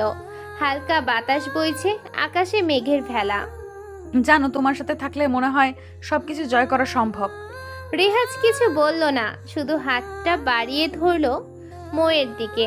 মৌ ধীরে ধীরে নিজের হাত রাখলো ওর হাতে। সেই মুহূর্তে তারা বুকে গিয়েছিল, এটা শুধু একটা ভালোবাসা না, এটা একটা প্রতিশ্রুতি, একজন আরেকজনের জন্য। রাকিবের বাবা হাসপাতালের করিডোরে পা রাখতেই বাতাস ভারী হয়ে উঠল। তার চোখে ক্রোধের আগুন, গলায় কাপা গর্জন। হাসপাতালের বিছানায় অচেতন ছেলেকে দেখে তিনি নিজেকে আর সামলাতে পারলেন না। আমার ছেলেকে কে মেরেছে? আমি তাকে নিজের হাতে মেরে ফেলবো। খোঁজ লাগাও, কে করেছে এটা। একজন পুলিশ সদস্য শান্তভাবে বলল, স্যার, দয়া করে বসুন, আমরা খুঁজে বের করব। কিন্তু রাকিবের বাবার চোখে আগুন জ্বলে। সে বলে, যাও সবাই, সময় নেই, আমি নিজেই খুঁজে বের করব। এদিকে রেহাজ এবং মৌ দুজনেই দ্রুত বাড়িতে ফিরে আসে। সঙ্গে সঙ্গে রেহাজ ফোন করে সাব্বির এবং মানিককে। তোমরা দুজন রেডি হয়ে যাও, আজ রাতে জোকার কিং এর অবসান ঘটবে। মৌ কিছুটা উদ্বিগ্ন হয়ে পড়ে। সে বলে, রেহাজ, তুমি জানো কে তোমার মা বাবাকে মেরেছে? জানি। কে সে? মাফিয়া ওয়ার্ল্ডের লোক, জোকার কিং। আমি রাহিত, রাকিবের বাবা সে। মৌ কিছু বলে না। ওদিকে রাহিদের কাছে তার লোক ছুটে আসে। সে এসে বলে, স্যার, খোঁজ পেয়েছি কে মেরেছে রাকিবকে। কে সে? এই নামটা শোনার পর রাকিবের বাবার মুখ শুকিয়ে যায়। রাহিদ বলে, মাফিয়া কিং রেহাজ? সে আমার পুরনো শত্রু রুহুল আমিনের ছেলে। একজন গোয়েন্দা সদস্য নিচু গলায় বলে, হ্যাঁ স্যার, আপনি ঠিকই ধরেছেন। রেহাজ মানে মাফিয়া কিং রাহুল আমিনেরই ছেলে। এই খবর শুনে রাকিবের বাবার বুক কেঁপে ওঠে। সে বলে, রুহুল আমিন, সেই পুরনো রক্তাক্ত ইতিহাস আবার ফিরে এসেছে। আমি ওকে নিজে মেরেছিলাম, ওর ছেলে বেঁচে যায়। রাহিদ চিন্তায় পড়ে যায়। ওদিকে এরই মধ্যে সাব্বির আর মানিক চলে আসে রেহাজের কাছে। ভাই, আমরা রেডি, বলো কি করব। রেহাজ চোখ শক্ত করে বলে, আজ কোনো দয়া বা মাফ নেই, জোকার কিংকে মাটিতে নামাতে হবে। মৌ তার সামনে দাঁড়িয়ে বলে, রেহাজ, তুমি কি এসব ঝামেলা এড়িয়ে চলতে পারো না? তুমি কেন এসব করো? রেহাজ তাকিয়ে বলে, মৌ, এটা সহজ না। আমি শুধু নিজের জন্য না, আমি প্রতিশোধ নিচ্ছি আমার বাবা মায়ের। মৌ একটু নরম গলায় জিজ্ঞেস করে, তোমার বাবা মাকে কে মেরেছিল তুমি তো জানো? রেহাজ মাথা নিচু করে বলে, হ্যাঁ জানি, রাকিবের বাবা। তাতে কি? সে নিজের পরিচয় লুকিয়ে এই এলাকায় এসেছে, কিন্তু আমি জানি সে কোথায়। সে জোকার কিং, আর আজ তাকে আমি নিজ হাতে শেষ করব। আজ তাকে কেউ বাঁচাতে পারবে না। রেহাজ তখন ছোট, বাবা মা দুজনেই সমাজের সম্মানিত ব্যক্তি, কিন্তু এক রাতে একদল মুখোশধারী এসে ঘরে ঢোকে। চুরি আর আগ্নেয়াস্ত্রের তাণ্ডবে বাবা মা দুজনেই লাশ হয়ে পড়ে যায় রেহানের সামনে। তাতে রেহাজের শৈশব শেষ হয়, তার বোনের চেহারাটাও ভাসে। পুলিশ কিছুই করতে পারে না, সব প্রমাণ ধ্বংস হয়ে যায়। কিন্তু একমাত্র একটি মুখ রেহাজ ভোলে না, জোকারের মুখোশ। সেই মুখোশের আড়ালে ছিল রাকিবের বাবার ভয়ঙ্কর মুখ। বড় হয়ে রেহাজ হয়ে ওঠে অপরাধ জগতের রাজা, মাফিয়া কিং। সে খোঁজে সেই লোকটিকে, সেই জোকার কিংকে, আর আজ অবশেষে সে জানে কে তার শত্রু। রাকিবের বাবা নিজের দলের লোকদের ডেকে নেয়। তোমরা সবাই প্রস্তুত হও, আজ রেহাজের অবসান হবে। সে আমার ছেলেকে মেরেছে, আমি তাকে মেরে ফেলার আগ মুহূর্ত অবধি ছাড়বো না। অন্যদিকে রেহাজও তৈরি। সাব্বির, মানিক আর কিছু বিশ্বস্ত লোক নিয়ে সে প্রস্তুতি নিচ্ছে। রেহাজ বলে, রক্তের ঋণ রক্ত দিয়ে শোধ হবে। আমি প্রতিশোধ নিতে এসেছি, ক্ষমা করতে না। রাত নামে। রেহাজের চোখে আজ অন্যরকম আগুন। বহু বছর ধরে বুকের গভীরে জমে থাকা যন্ত্রণা আজ আগ্নেয়গিরির মতো ফেটে বের হতে চলেছে। আজ সে প্রতিশোধ নিতে চলেছে তাদের, যারা তার বাবা মাকে নির্মমভাবে হত্যা করেছিল। আজ সেই ভয়ঙ্কর খুনি জোকার কিং এর বিচার হবে। রেহাজ তার নিজস্ব ঢঙে সাজে, মুখে কালো মুখোশ, গায়ে কালো লম্বা টুপিওয়ালা জামা যা তার শরীরের অধিকাংশ ঢেকে রাখে। প্রস্তুতি সেরে সে বাড়ি থেকে বের হয়। রাস্তায় নেমেই সে ফোন তোলে। প্রথমে সাব্বিরকে ফোন করে, তারপর মানিককে, কিন্তু আশ্চর্যজনকভাবে কেউ ফোন ধরে না। দুজনেই যেন গায়েব হয়ে গেছে। ঠিক তখনই একটা অচেনা নম্বর থেকে কল আসে। রেহাজ ফোন ধরে, আর ওপাশ থেকে ভেসে আসে একটা ঠান্ডা মেয়ের কণ্ঠ। হ্যালো মাফিয়া কিং, কেমন লাগলো চমক? তোমার ছেলেরা কেউ ফোন ধরছে না, কারণ কেউ আর বেঁচে নেই। রেহাজ থমকে যায়। গলার স্বরটা ঠান্ডা হলেও কথাগুলো ছিল হাড় হিম করা। সে বলে, কে তুমি? আমি কে সেটা সময় হলেই জানতে পারবে, তবে এতটুকু জেনে রাখো, তুমি মারা যাবে। সাব্বির, মানিক, ওদের কি হয়েছে? কে মারলো ওদের? তাদের জন্য খুব কষ্ট হচ্ছে, তাই তো? তাহলে চলে আয় বাংলাদেশ ব্যাংকের পেছনে, ওদের সঙ্গে দেখা হবে। তুই যেই হোস না কেন, আমি তোর পরিচয় জানবই এবং নিজ হাতে তোকে শেষ করব। আগে এসো রেহাজ, তারপর দেখা যাবে কে কাকে শেষ করে। ফোন কেটে যায়। মুহূর্তেই রেহাজ গন্তব্যের দিকে রওনা দেয়। গাড়ি ছুটে চলে শহরের রাস্তায়। গন্তব্য বাংলাদেশ ব্যাংকের পেছনের নির্জন এলাকা। গাড়ি থেকে নেমে রেহাজ চারদিক খুঁজতে থাকে। হঠাৎ কিছু একটা তার পায়ের নিচে আটকে যায়। নিচে তাকিয়ে দেখে সাব্বিরের নিথর দেহ পড়ে আছে মাটিতে। রেহাজ দ্রুত সাব্বিরের কাছে ছুটে যায়, কাপা হাতে তাকে তুলে ধরে। এই সাব্বির, কি রে, তোর কি হয়েছে? ওঠ সাব্বির, আমার লক্ষ্মী ভাই, তুই ওঠ। চোখে জল এসে যায় রেহাজের। বহু লড়াইয়ে একসাথে থাকা এই বন্ধুকে এমনভাবে দেখে সে আর নিজেকে সামলাতে পারে না। বুকের ভেতরটা কেমন যেন ফাঁকা হয়ে যায়। পাগলের মতো চারপাশে ছুটে বেড়ায় রেহাজ। এবার সে খুঁজতে থাকে মানিককে, কিন্তু কোথাও কোনো শব্দ নেই। এই এক অজানা নীরবতা চারদিক ঘিরে ধরে। হঠাৎ চারপাশে আলো জ্বলে ওঠে। এক মুহূর্তের জন্য অন্ধ হয়ে যায় সে। আলোটা একটু কমতেই চোখে পড়ে আরো একটি দেহ। এবার মানিক লাশ হয়ে পড়ে আছে। রেহাজ আর সহ্য করতে পারে না। তার বুকের ভেতরে যেন কেউ হাজারটা ছুরি চালিয়ে দিচ্ছে। দুই বন্ধুর নিথর দেহ তার সামনে, চোখে অশ্রু, মনে প্রতিশোধের আগুন। ঠিক তখনই পেছন থেকে একটা পরিচিত কণ্ঠ ভেসে আসে। কেমন লাগছে রেহাজ, আমাদের ফাঁদে পড়ে গেলে অবশেষে? রেহাজ ধীরে ধীরে পেছনে ঘোরে। তার চোখ বিস্ময়ে বড় হয়ে যায়।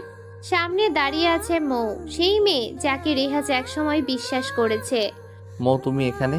এটা কি হচ্ছে? কেন, তুমি কি অন্য কাউকে আশা করেছিলে? মৌয়ের ঠোঁটে হালকা ব্যঙ্গাত্মক হাসি। সে বলে, তুমি তো মাফিয়া কিং, তোমার মতো কাউকে পুলিশ ধরতে পারে না, তাই আমরা সবাই মিলে একটা প্ল্যান করলাম এবং তুমি ঠিকই আমাদের ফাঁদে পা দিলে। রেহাজ কিছুক্ষণ চুপচাপ দাঁড়িয়ে থাকে, চোখ দিয়ে অশ্রু গড়ায়। কিন্তু মনটা ধীরে ধীরে বরফ হয়ে যাচ্ছে। মৌয়ের পেছনে আরো কিছু মুখ দেখা যায়, তার অতীতের পরিচিত কিছু পুলিশের পোশাকে কিছু গোপন চরতের মতো লোক এসে দাঁড়ায়। মৌ এগিয়ে এসে বলে, তুমি যা করেছো তার শাস্তি তো পাওয়াই উচিত, তাই না? রেহাজ তাকিয়ে থাকে মৌয়ের চোখে, ঠান্ডার নির্দয় দৃষ্টিতে বলে, তোমরা আমাকে শাস্তি দিতে পারো মৌ, কিন্তু আজকে রাতটা কেউ ভুলবে না। আমার বন্ধুদের রক্ত বৃথা যাবে না। মনে রেখো, আগুনে ঘি ঢাললে তা আরো জ্বলে ওঠে। মৌ কিছু বলার আগে রেহাজ পকেট থেকে ধোঁয়ার বোমা ছুঁড়ে মারে। মুহূর্তের চারপাশ ঢেকে যায় কালো ধোঁয়ায়। হইচই শুরু হয়, কেউ কিছু দেখতে পায় না। গুলির শব্দ শোনা যায়, এরপর নিস্তব্ধতা। কিছুক্ষণ পর ধোঁয়া সরে গেলে দেখা যায় রেহাজ নেই, শুধু পড়ে আছে সাব্বির আর মানিকের নিথর দেহ এবং মৌয়ের হাতে একটা চিরকুট। আমি ফিরে আসবো মৌ, এই গল্প এখানে শেষ নয়। কেটে যায় 1 মাস। মৌকে তুলে এনেছে রেহাজ। রেহাজের চোখে জল। মৌয়ের দিকে তাকিয়ে সে বলল, মৌ তুমি এটা করতে পারলে? তুমি তো আমাকে ভালোবাসো, তাই না? মৌ হেসে উঠল, তীব্র ঠান্ডা সে হাসি। সে বলে, ভালোবাসা? আমি আর তোমার সঙ্গে সবটাই ছিল একটা নাটক রেহাজ। রেহাজের কণ্ঠ থেমে গেল। ধাক্কা খাওয়া মুখে সে বলল, তাহলে তুমিও আমার সঙ্গে ছলনা করলে? ঠিক আছে, আমি স্বীকার করি আমি অপরাধ করেছি, কিন্তু ওরা কি করেছে? ওদের কেন মারলে? মৌ থমকে দাঁড়ালো, চোখ নামিয়ে বলল, ওদের আমরা মারিনি, ওদেরকে মেরেছে জানো কে? Mafia Joker king. হঠাৎই পেছন থেকে একটা গম্ভীর গলা ভেসে এলো, হ্যালো, মাফিয়া কিং রেহাজ। রেহাজ ঘুরে দাঁড়াতেই দেখে সামনে দাঁড়িয়ে আছে জোকার কিং এবং তার দলবল। গলার রাগত ঝাঁকে জোকার কিং চিৎকার করে উঠল, স্টপ মাফিয়া কিং রেহাজ, আজ তোকে তোর বাবা মায়ের মতোই মেরে ফেলবো। তুই আমার ছেলেকে মেরেছিস, আজ আমি তোর ভয়ানক শেষ দেখাবো। রেহাজ ঠান্ডা হেসে বলল, তুই আমাকে মারবি? হা হা হা। জোকার কিং গর্জে উঠে বলল, হাসছিস কেন? আমার ছেলেকে মেরেছিস রেহাজ, আমি কি তোকে ছেড়ে দেব? রেহাজ চোখে আত্মবিশ্বাস নিয়ে উত্তর দিল, তুই ভুল করছিস, তুই জানিস না আমি কে। আমি শুধু একা আসিনি, মিরাজকে বলে এসেছি যদি আমি ফিরে না যাই তোর ছেলেকে শেষ করে দেবে। তোর ছেলে হাসপাতালে আছে। জোকার কিং হেসে উঠল, তারপর বলে, কি বললি তুই? আমার ছেলেকে মারতে বলেছিস? এবার দেখ মিরাজ কাম। একটি কালো গাড়ির দরজা খুলে একজন নামলো, ঠিক মিরাজের মতোই দেখতে। সে রেহাজকে দেখে বলল, আরে ভাই, আমাকে দেখে কেমন লাগছে? রেহাজ বিস্মিত হয়ে চিৎকার করলো, মিরাজ তুইও আমার সঙ্গে ছলনা করলি? চলো না ভাই, দরকার ছিল। তাহলে সাব্বির আর মানিককে কেন মারলি? তোর জায়গায় আমি চাই মাফিয়া কিং হতে, তোকে সরিয়ে দিতে পারলেই আমি রাজা। হঠাৎই একটি গুলি এসে সোজা মিরাজের মাথায় আঘাত করে। সে সঙ্গে সঙ্গে লুটিয়ে পড়ল। জোকার কিং ভয় পেয়ে চিৎকার করে উঠল, এই কে? সাহস থাকলে সামনে আয়। আরেকটা গুলি এসে লাগলো জোকার কিং এর হাতে। সে চিৎকার করে মাটিতে পড়ে গেল। চারপাশে গুলির শব্দ ছড়িয়ে পড়ে, সকলে ছত্রভঙ্গ হয়ে গেল। রেহাজের লোকেরা দূর থেকে স্নাইপারে গুলি করে সবাইকে। চোখ মেলে রেহাজ দেখতে পেল চারপাশে পড়ে আছে মৃতদেহ। এখন কেবল মৌ আর জোকার কিং বেঁচে আছে। জোকার কিং এক পাশে পড়ে ছটফট করছে আর মৌ আস্তে আস্তে রেহাজের সামনে এসে দাঁড়ালো। সে শান্ত কণ্ঠে বলল, রেহাজ, ওদের থামাও, আমি তোমার কাছে ক্ষমা চাইছি। আমি আর কোনো ছলনা করব না, বিশ্বাস করো আমি সত্যিই দুঃখিত। রেহাজ থমকে গেল, নরম স্বরে বলল, আমি নিজেই জানি না কে মেরেছে ওদের। এই কথা বলার সঙ্গে সঙ্গে মৌ হঠাৎ পিস্তল তুলে ধরলো রেহাজের কপালে। চোখের রাগ, কণ্ঠে আগুন। কে মারলো? সাহস থাকলে সামনে আয়, না হলে ওকে মেরে ফেলবো। আস্তে আস্তে অন্ধকার থেকে কয়েকজন বেরিয়ে এলো। তাদের দেখে রেহাজের চোখ কপালে ওঠে। সাকিব, রাতুল আর নীলা তোরা? সাকিব ঠান্ডা গলায় বলল, হ্যাঁ রেহাজ, আমরা এসেছি। আমাদের ছাড়া এই গল্প অসম্পূর্ণ ছিল। চারদিকে আবার উত্তেজনার সঞ্চার হলো। রাহিদ, মৌ, মীরা, জোকার কিং এবং সবাই কেউ না কেউ রেহাজকে ঠকিয়েছে, ছলনা করেছে। কিন্তু আজ রাতটা ছিল চূড়ান্ত হিসেব মেলানোর রাত। বন্ধুত্ব, ভালোবাসা, প্রতিশোধ, বিশ্বাসঘাতকতা সবকিছু মিলে এক বিভীষিকাময় রূপ নিয়েছিল। রেহাজ কিছুক্ষণ চুপ করে থাকলো, তারপর পিস্তল তুলে ধরলো মৌয়ের দিকে। চোখে অদ্ভুত এক তেজ। আজ শেষ হবে এই খেলা, কে বাঁচবে কে মরবে সময় বলবে। কিন্তু সাকিব তোর এখানে কেন? কেন রে, আমরা আসতে পারবো না? আমাদের পরিবার থেকে আলাদা করে রেখেছে, বাবা মাকে মেরে ফেলেছে সেই জোকার কিং। রিহাজ স্তব্ধ হয়ে গেল। কি বলছিস তোরা? সত্যি বলছি, ওই জোকার কিং আমাদের বাবা মাকে হত্যা করেছে। আজ আমরা তার প্রতিশোধ নেব। হঠাৎই সামনে দাঁড়িয়ে থাকা জোকার কিং গলা কাঁপিয়ে উঠল। না, আমাকে মেরো না, দয়া করে মাফ করে দাও, আমি আর এমন কাজ করব না। কিন্তু ততক্ষণে দেরি হয়ে গেছে। সাকিব আর রাতুলের চোখে তখন শুধু প্রতিশোধের আগুন। তোকে না মারলে আমাদের বাবা মায়ের আত্মা শান্তি পাবে না। এই কথা বলেই দুজন একসাথে গুলি ছুড়ল। জোকার কিং মাটিতে দিয়ে পড়ল নিথর হয়ে। সবাই যখন স্তব্ধ তখন মৌ মাথা নিচু করে দাঁড়িয়ে। সে ধীরে ধীরে সামনে এগিয়ে এলো। রিহাজ তার দিকে তাকিয়ে বলল, আমি চাইলে এই মুহূর্তে তোমাকে মেরে ফেলতে পারি, কিন্তু আমি তোমাকে মারবো না। রিহাজ কিছু বুঝে ওঠার আগেই মৌ পেছন থেকে পিস্তল বের করলো। তার চোখে তখন ঘৃণা আর প্রতিশোধের দাহ। তুই তো ভাবছিস আমি তোকে মাফ করে দিয়েছি? ভুল, আমি তোকে এখনই মেরে ফেলবো। মৌ ট্রিগারে চাপ দিতে যাবে, এমন সময় রাতুল আচমকা মৌকে গুলি করে বসে। মৌ মাটিতে পড়ে যায় নিঃশব্দে। রিহাজ ছুটে আসে মৌয়ের দিকে, চোখ দিয়ে জল গড়িয়ে পড়ছে। কাঁদতে কাঁদতে চিৎকার করে ওঠে, রাতুল তুই এটা কি করলি? আমার ভালোবাসাকে মেরে দিলি। রাতুল মুখ নিচু করে দাঁড়িয়ে। সে বলে, এটা ছাড়া আর কোনো উপায় ছিল না রেহাজ, ও তোকে মেরে ফেলতো।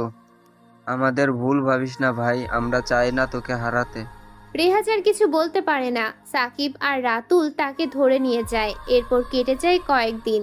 প্রতিদিন চোখের পানি আর ময়ের স্মৃতি রেহাজকে তাড়িয়ে বেড়ায়। যাকে এতটা ভালোবাসতো সেই কিনা তাকে মেরে ফেলার প্ল্যান করেছিল।